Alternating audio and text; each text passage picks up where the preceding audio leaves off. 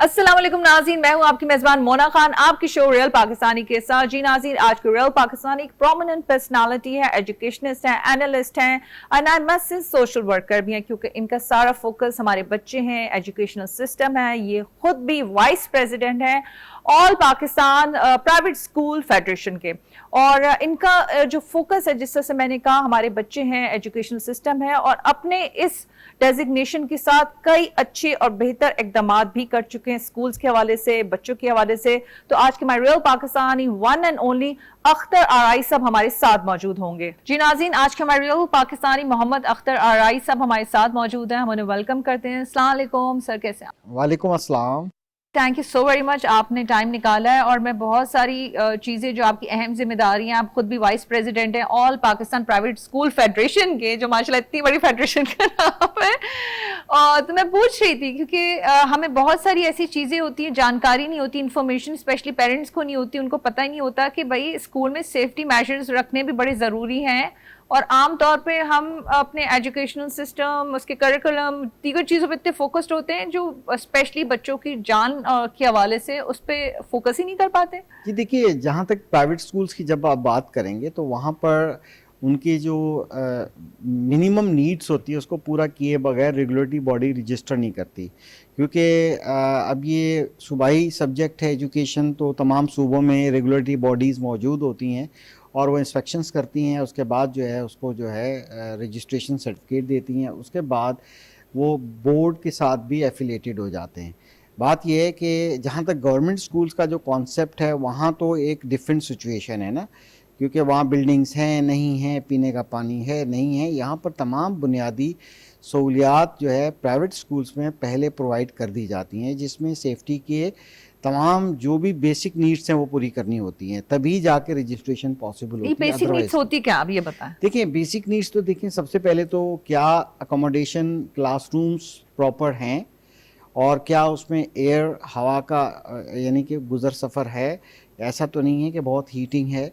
और उसकी जो डेस्क है, बैठने की जो कैपेसिटी एक होती है, या प्ले एरिया, प्ले ग्राउंड, उसकी पूरे एक लिस्ट होती है कि वो सारी होनी चाहिए। वॉशरूम्स प्रॉपर होने चाहिए, पानी की अवेलेबिलिटी होनी चाहिए, ठंडा पानी पीने की अवेलेबिलिटी होनी चाहिए। ये तो बुनियादी चीज़ें हैं।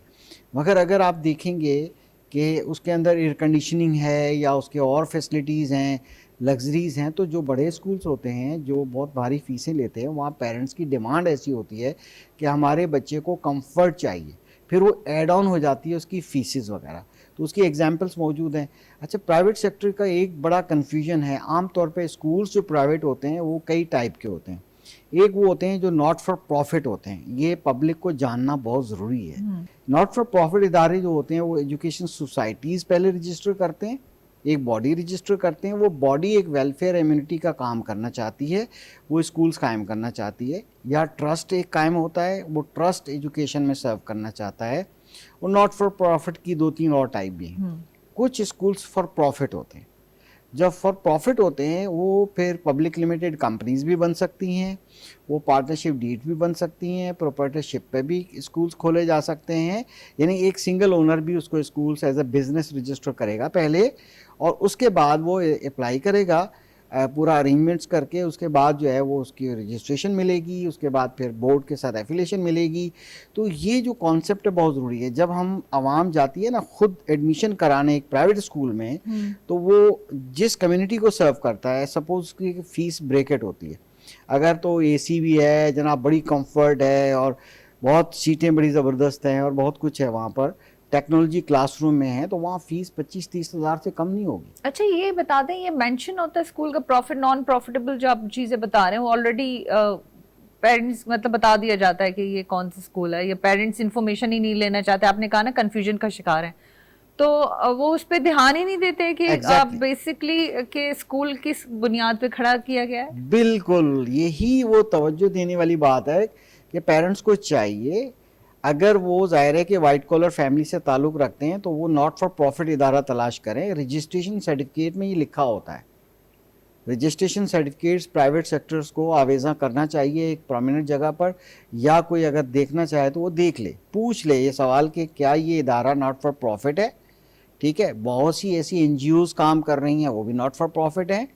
बहुत बड़े बड़े नेटवर्क्स काम कर रहे हैं वेलफेयर का, वो पेरेंट्स से फीस नहीं लेते, डोनर से पैसा लेते हैं। तो इस तरह की बहुत सी चीज़ें, जब प्रॉफिट में आप आ जाएंगे तो वहाँ एक इंडिविजुअल भी प्रोप्राइटरशिप पे भी वो स्कूल खोल सकता है, लॉ में प्रोविजन तो मौजूद आपके है। अंडर तो ये दोनों स्कूल्स आते हैं जी दोनों- जी जी, प्राइवेट सेक्टर के तमाम स्कूलों की नुमाइंदगी all Pakistan private school federation पूरे पाकिस्तान में करती है। 2,07,000 से ज़्यादा प्राइवेट स्कूल्स मौजूद हैं पूरे पाकिस्तान के तमाम सूबों में, जीबी कश्मीर के अंदर। अच्छा, उन very तमाम को हम रिप्रेजेंट करते हैं। अभी तो तो फिर आपने आपके तो बड़े विजिट्स होते होंगे। जी, बेसिकली हमारी पूरी बॉडी है, एक पूरा सेटअप बना होता है, सूबाई लेवल के सेटअप्स होते हैं, डिविजन्स लेवल के सेटअप्स होते हैं। और तो एज अ वाइस प्रेसिडेंट तो फिर आप किस तरह से अपने मामलात को देखते जी, हैं? हमें विज़िट करने होते हैं एवरी 3 मंथ्स के बाद, हमें मुझे विज़िट करना होता है। जो हमारे प्रेसिडेंट मिस्टर काशिम मिर्ज़ा हमें ड्यूटीज़ देते हैं, हम लोग जो टास्क देते हैं वो हम पूरी करते हैं। असल में हमारी फेडरेशन सिर्फ स्कूल्स, प्राइवेट स्कूल्स के राइट्स की बात नहीं करती, बिल्कुल नहीं करती। एक्चुअली हम एजुकेशन के लिए सर्व करते हैं। जो आउट ऑफ स्कूल बच्चे हैं, हमारे काशिम मिर्ज़ा साहब कई बार ये चीज़ करते रहते हैं कि जो आउट ऑफ स्कूल्स जो है 2 करोड़ 65 लाख, बल्कि वो तो एक गवर्नमेंट डिक्लेयर करती है कि इतने स्कूल आउट, इतने बच्चे आउट ऑफ स्कूल हैं, मगर हमें पता है कि अप्रॉक्सीमेटली 3 करोड़ के लगभग बच्चे आउट ऑफ स्कूल हैं, स्पेशली कोविड के बाद। हम उनके राइट की भी बात करते हैं, राइट टू एजुकेशन की बात करते हैं, हम लेस प्रिविलेज एरियाज़ के स्कूलों की बात करते हैं। हम सिर्फ बड़े स्कूलों की बात नहीं करते, क्योंकि हमें मास लेवल पे अपने पाकिस्तान को पढ़ा लिखा पाकिस्तान बनाना है। हमने टेक्नोलॉजी की बात करते हैं। आप क्लासरूम देख लें कि अगर आपके जो पेरेंट्स का क्लासरूम होगा वो भी वही एक बोर्ड होता था, ब्लैक, दीवार काली होती थी और बैठने की जगह होती थी बेंच। उस क्लास आज से 50 साल पहले वाले क्लासरूम में और आज के क्लासरूम में क्या फ़र्क है, बल्कि उससे भी बुरा हाल है। तो क्लासरूम के अंदर तब्दीली आना बहुत ज़रूरी है। देखिए, जैसे जेन जी को एजुकेट करना है तो जनरेशन जी एक आईटी स्मार्ट जनरेशन थी, और वो इस वक्त तक 25-26 साल के हो चुके हैं, और कम से कम उम्र वाले बच्चे इस वक्त मैट्रिक पास कर रहे हैं राइट नाउ।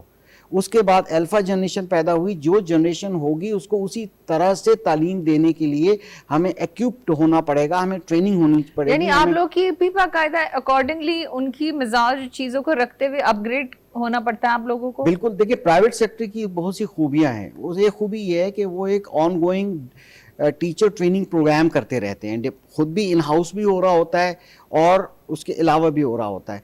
तो हम टीचर्स ट्रेनिंग प्रोग्राम पे भी बहुत बात करते हैं। हम गवर्नमेंट से इल्तिजा भी करते रहते हैं कि मास लेवल पे हमारा एक मुतालबा है कि हमें इस वक्त ट्रेन टीचर 2 लाख से ज़्यादा कम से कम रिक्वायर्ड है पूरे पाकिस्तान में। अभी हम भी? कहते हैं कि गवर्नमेंट एक पॉलिसी अडॉप्ट करे।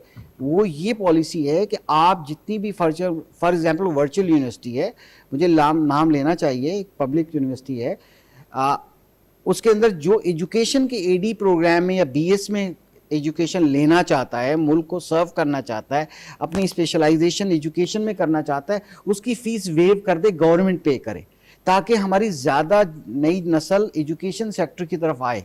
कोविड के बाद क्योंकि टीचर्स बेरोज़गार बहुत हो गए और टीचिंग प्रोफेशन में रिस्पेक्ट नहीं है टीचर की। जी बिल्कुल, इसमें अर्निंग भी नहीं है। जी बिल्कुल, देखिए इसीलिए टीचर्स जो है वो इस कैरियर में अब आना नहीं चाहते, क्योंकि आप देखें इसमें इनकम बहुत कम है, अर्निंग नहीं है और डिमांड नहीं है। हमें ट्रेन टीचर्स की नीड है। पूरे पाकिस्तान के इन नौनहाल बच्चों को एक ट्रेन टीचर्स की रिक्वायरमेंट है जो वेल एक्विप्ड हों, उनके पास अल्फा जनरेशन को पढ़ाने की ट्रेनिंग मौजूद होनी चाहिए। आपने देखा होगा सूबों के अंदर गवर्नमेंट सब जो है वो जिम्मेदारियां हमें दे रही है पब्लिक स्कूल्स की, ऐसे ही पब्लिक स्कूल्स की। बिल्कुल अच्छा प्रोग्राम है, उसके अंदर वो हमें हैंड ओवर कर रही है ताकि प्राइवेट बॉडीज आए उस स्कूल्स को मैनेज करें। इसका मकसद ये है कि आप ये ट्रस्ट तो करते हैं, कम से कम हम क्लासेस तो कंडक्ट करते हैं, हम उसमें इम्प्रूवमेंट तो लेके आ रहे हैं, मगर हमें ट्रेन टीचर्स की नीड है। उसके लिए आप हमें मोटिवेशन चाहिए, टीचर की इज्जत चाहिए। टीचर आना नहीं चाहता, हालांकि तमाम प्रोफेशंस का मदर प्रोफेशन है एक कितने टीचर। नंबर बताया कि कितने टीचर्स की कमी? 2 लाख। कम से कम 2 लाख टीचर हमें अर्जेंटली ट्रेन टीचर चाहिए, क्योंकि एक स्कूल की नीड है बेसिक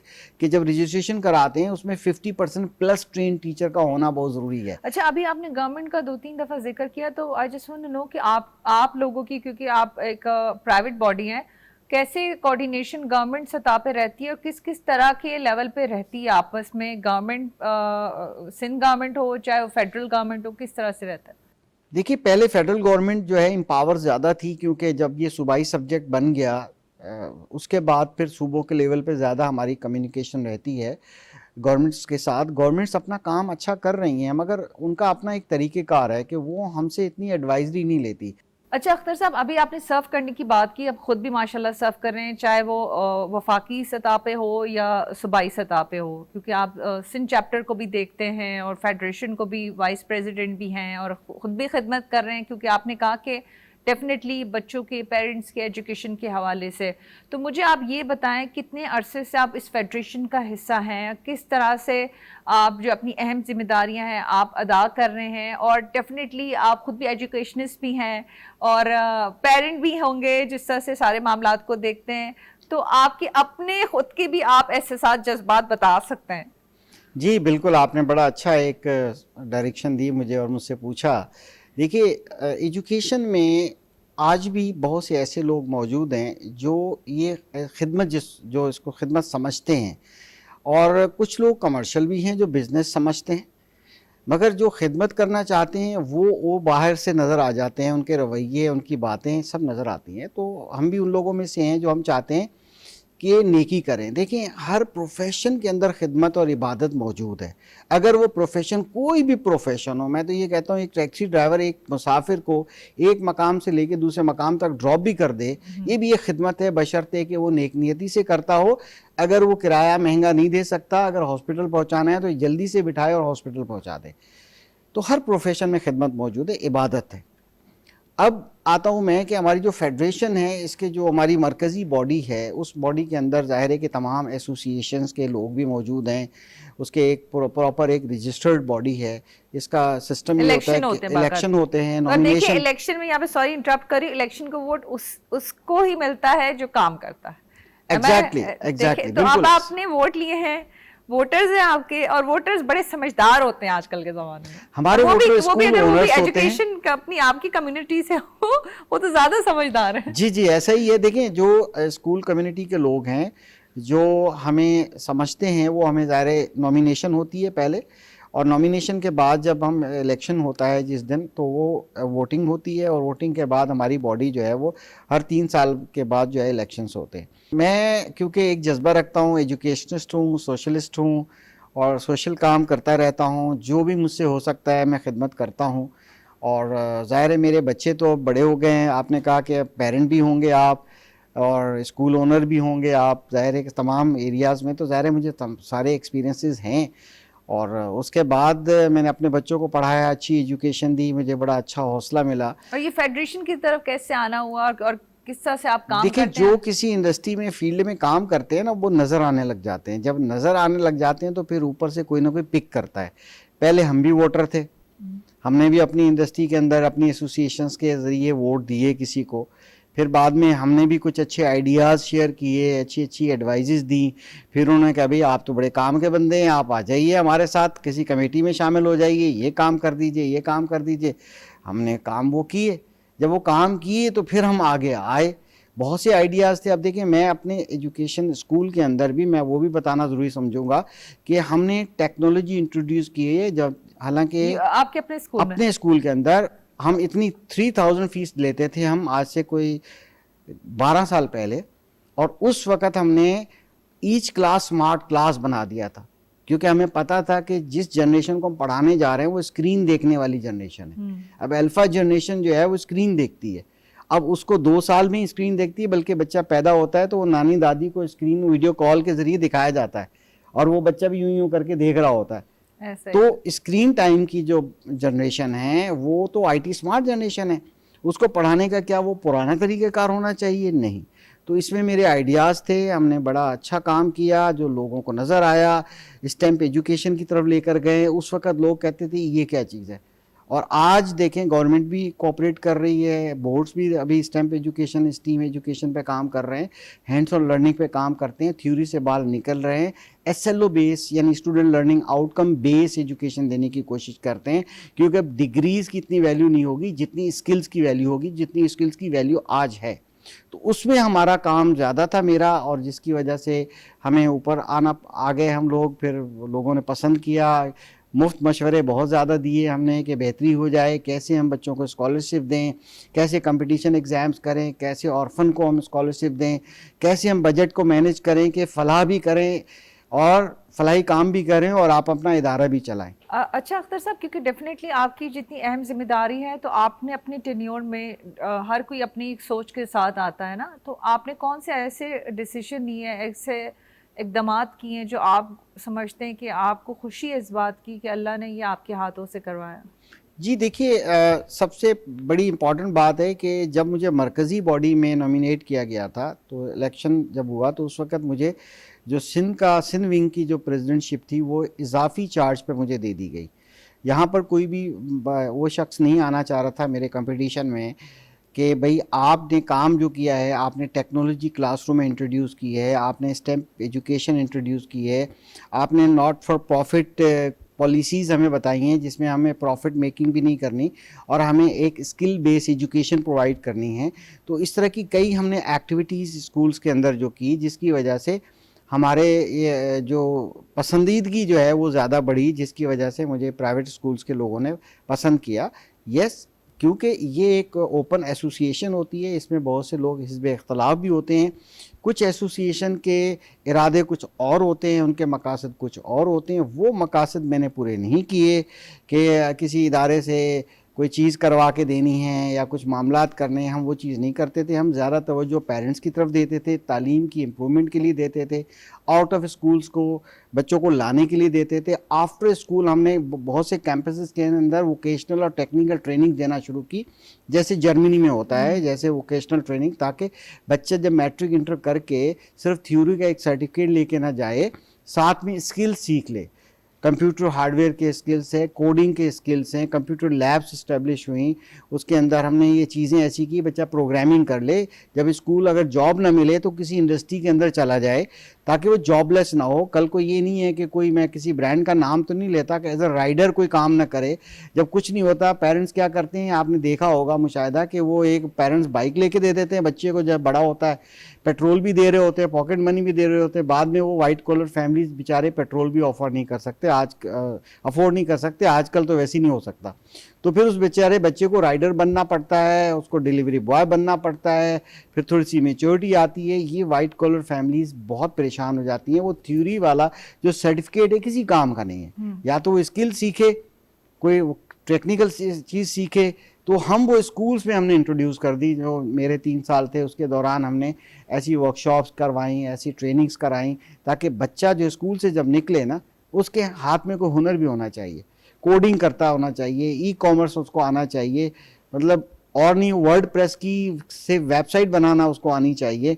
इस तरह की हमने जो चीज़ें की वो काफ़ी पसंदीदा थी, जिसमें पेरेंट्स को बहुत ज़्यादा ये चीज़ अच्छी लगी कि हमारे जो बच्चे हैं वो कुछ न कुछ न्यू जनरेशन स्कूलिंग सिस्टम के अंदर रहकर इस न्यू जनरेशन स्कूलिंग सिस्टम को इंट्रोड्यूस करने में जो है मेरी बड़ी काविश है, जिसके अंदर वो है कि पेरेंट्स को सेटिस्फाई भी किया और उनकी इतनी अच्छा किया है कि जिसकी वजह से हमें आज भी लोग दुआएं भी देने वाले हैं।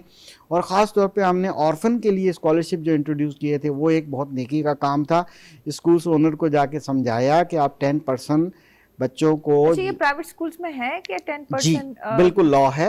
ये लॉ तो बना था 2003 में, जब परवेज मुशर्रफ साहब की गवर्नमेंट थी। उसमें प्राइवेट पब्लिक पार्टनरशिप के लॉ में हमसे गवर्नमेंट ने पहला प्रॉमिस किया था कि हम आपको यूटिलिटीज़ रेजिडेंशियल रेट पे देंगे या कुछ यूटिलिटीज़ फ्री देंगे, उसके अगेंस्ट में आप गवर्नमेंट का साथ दीजिए। आर्टिकल 25A के होते हुए भी प्राइवेट सेक्टर 10% बच्चों को फ्री एजुकेशन दे। पाकिस्तान में ये लॉ इम्प्लीमेंट भी है? जी बिल्कुल हुआ, मगर बाद में सूबाई हुकूमतों ने तरामीम की। जब उनके पास ये टॉपिक एजुकेशन आ गई, उन्होंने फिर अपनी तरामीम डिफरेंट की थी, जिसमें सिंध गवर्नमेंट ने भी 2013 के अंदर 10% की तरामीम की थी। उसमें यूटिलिटीज़ तो हमें फ्री नहीं मिलती हैं, क्योंकि कराची शहर के अंदर तो KESE है, वैसे ही प्राइवेट इदारा है, तो कई इनडायरेक्ट टैक्सेस भी हम लोग पे करते हैं, बट हम लोग 10%। उसके लिए हमने क्या किया कि स्कूल ओनर्स को काउंसिल किया, उनको बताया कि देखें ये आपकी एक CRS है, कॉर्पोरेट सोशल रिस्पॉन्सिबिलिटी है,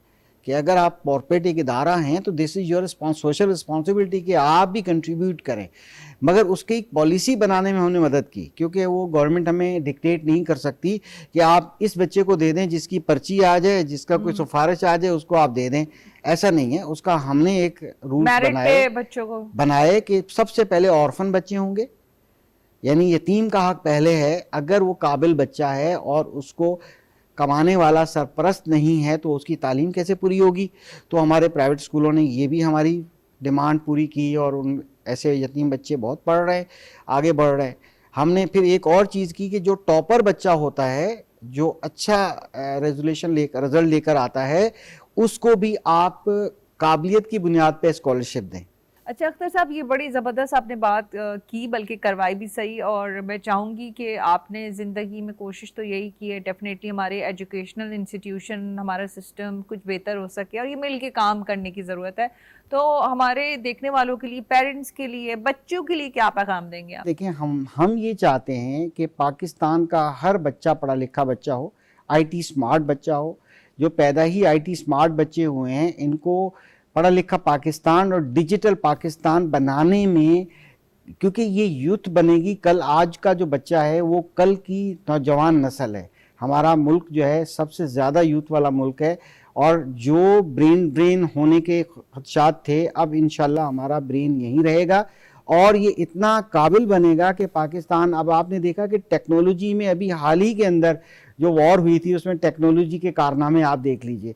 तो बात यह है कि हमारे बच्चों के अंदर इतने स्किल्स हैं, हमारे पेरेंट्स को चाहिए कि हम पे ट्रस्ट करें, गवर्नमेंट पे ट्रस्ट करें, प्राइवेट सेक्टर पे ट्रस्ट करें, हमें बच्चे को पढ़ाने दें और हमसे ताउन करें।